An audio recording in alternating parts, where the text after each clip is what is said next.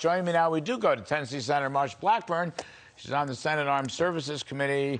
Senator Blackburn, ma'am, you got to help me. You've got to stop this insanity of a new nuclear deal with Russia, which, among other things, is a reward of, they're negotiating with Russia, for heaven's sakes, in the middle of this Ukraine business. You got to stop it, ma'am.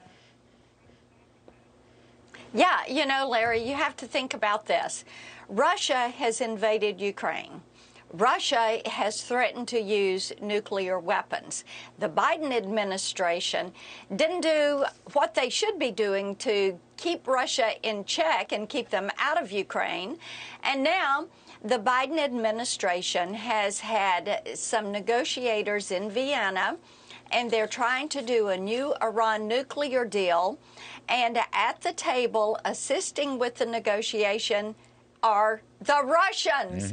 And part of this Iran nuclear deal would be to bring not only Russian oil that is coming into the U.S., but Iranian oil coming into the U.S. You cannot make this stuff up. We don't need a new Iran deal. We do not want to have another Iran deal. President Trump got us out of that. We do not want Russian oil. I don't know what it is that is going to take Joe Biden to realize Keystone Pipeline, that's 830,000 barrels of oil a day. Do it. Stop importing 670,000 barrels of oil a day. Make certain that what you are doing is strengthening our economy and getting inflation under control by going back to drilling on federal lands, having leases. Go back, open up Alaska, offshore drilling, go back to fracking. We are an energy-driven economy, and right now, you do not have the volume of electric power generation that you need to support an energy-based economy. Senator Blackburn, one of the thoughts I have here on this Iranian business, they're going to try to go around the Senate again, the way Obama did. Sure. But you should have this. Should be a treaty with the advice and consent of the Senate. And I'm not so sure it would pass if it had to go to the Senate. Is there something you can do? Can you get a cabal of people, maybe on both sides of the aisle, before this madness continues?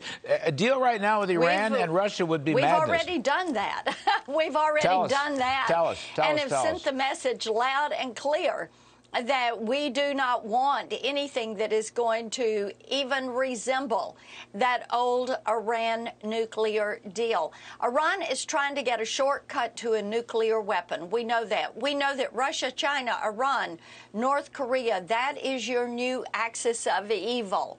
We cannot trust any of them. And it is important for us to stay focused on that, to stay resolute, to make certain that we do everything to support Ukraine. I'm pleased to see how NATO and the EU are rising up to support Ukraine and President Zelensky there. This is a time for us to push back and defeat Russia. It is not a time to buy more oil and prop up their economy. You got some Democrats who you think in the Senate who will work against an Iranian deal? I do. I think that people right now, they are watching, they're paying close attention. I have legislation that would remove, it's the sense of the Senate to support the UN removing Russia from the UN Security Council. I have another piece of legislation, sense of the Senate, that would support removing Russia from the SWIFT banking system in its entirety so that they cannot process these transactions for selling fuel. And Larry, I think kind of the wild card in this, we're watching very closely to see how much China is actually going to support Russia as they move through this. And there again, keeping Russia from cozying up with Iran and trying to sell that Iranian oil into the U.S. We don't need it.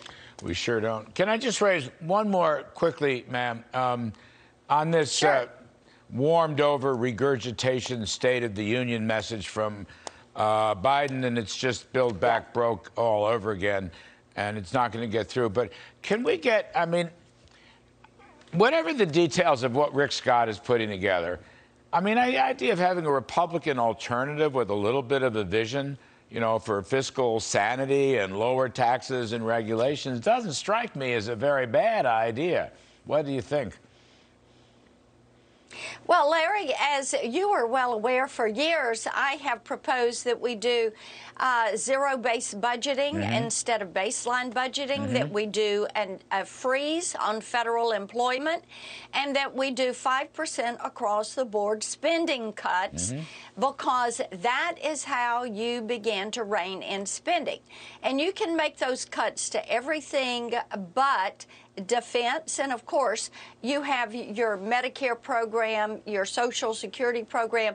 You don't touch any of those programs, but you get in there and you begin to root out waste, fraud, and abuse when you begin to do zero-based budgeting and you do the across-the-board spending cuts, because people have to go through reviewing every item that they're going to spend a taxpayer dollar on. Good. The vision thing. I'm calling it the vision thing. You all come up with the vision thing. Senator Blackburn, thank you, ma'am. You're terrific, as always.